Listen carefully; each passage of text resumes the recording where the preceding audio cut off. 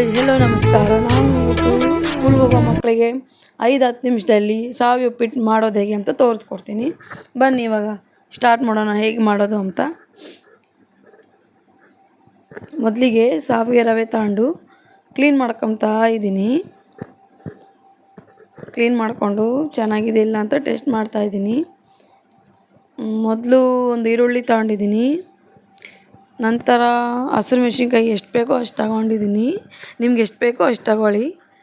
Next ಕೊತ್ತಂಬರಿ ತಗೊಂಡಿದ್ದೀನಿ ಬೇಕಾದಷ್ಟು ಕೊತ್ತಂಬರಿ, ಬೇಕಾದಷ್ಟು ಕರಿಬೇವು.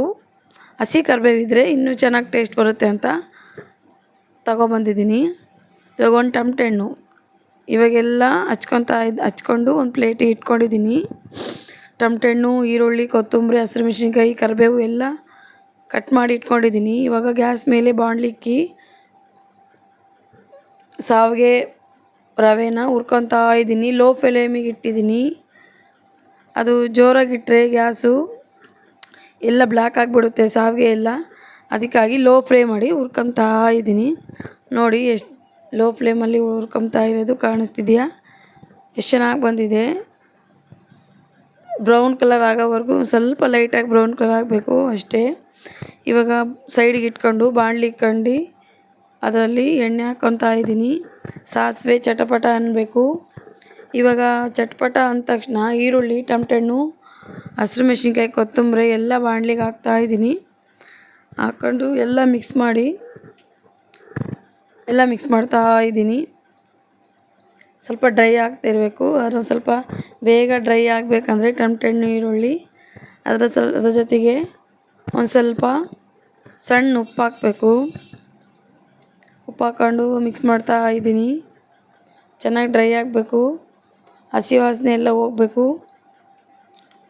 ಈ ಒಂದು ಲೋಟ ನೀರು ಹಾಕ್ತೆ ಎಲ್ಲ ಡ್ರೈ ಆದಮೇಲೆ. ನೋಡಿ ಇವಾಗ ಕುದೀತಾ ಇದೆ. ಸ್ವಲ್ಪ ಚೆನ್ನಾಗಿ ಕುದೀತಾ ಇದೆ. ಹಸಿ ವಾಸನೆ ಎಲ್ಲ ಹೋಗಬೇಕು. ಹಸಿ ವಾಸನೆ ಎಲ್ಲ ಹೋದ್ಮೇಲೆ ಇವಾಗ ಶಾವಿಗೆ ಹಾಕ್ಕೊತಾ ಇದ್ದೀನಿ. ನೋಡಿ ಶಾವಿಗೆ ಆದ ತಕ್ಷಣ ಅದು ಹಂಗೆ ಬಿಡಬಾರ್ದು, ತಿರುಗ್ತಾ ಇರಬೇಕು. ಅದು ಹಂಗೆ ಬಿಟ್ಟರೆ ಗಟ್ಟಿಯಾಗಿಬಿಡುತ್ತೆ. ನೀರು ಸ್ವಲ್ಪ ಲಿಮಿಟಾಗಿ ಹಾಕ್ಕೊಳ್ಳಿ. ಜಾಸ್ತಿ ಹಾಕ್ಕೊಂಡ್ರೆ ಅದೆಲ್ಲ ಒಂಥರ ಪಾಯಸ ಥರ ಆಗಿಬಿಡುತ್ತೆ, ಚೆನ್ನಾಗಿರಲ್ಲ.